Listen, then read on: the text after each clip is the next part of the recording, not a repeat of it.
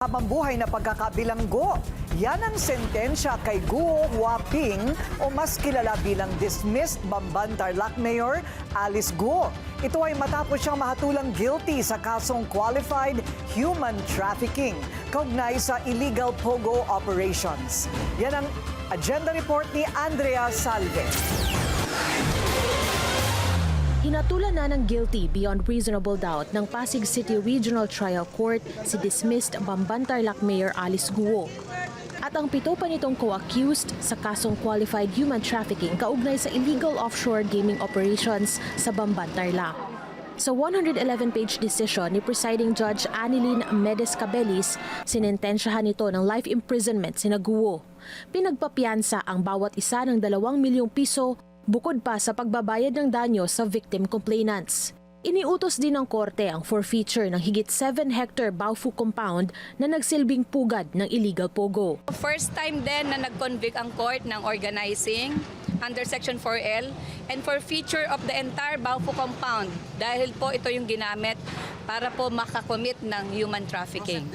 16 ang orihinal na kinasuhan ng prosekusyon. 8 lang sa mga ito ang na-convict kung saan 6 ang foreign national. In-expect naman natin po na may mga acquittal para at ang importante po yung main players natin lahat convicted. Masaya namang tinanggap ng Presidential Anti-Organized Crime Commission ang desisyon.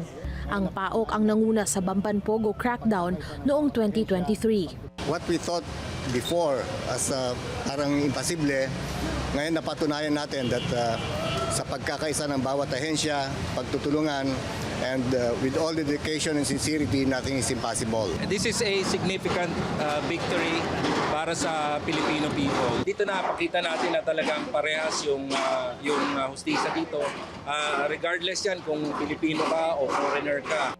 Batay sa batas, ayon kay Justice Undersecretary Nicolas T., maaari raw ma-forfeit ng Interagency Council Against Trafficking ang Baofu property.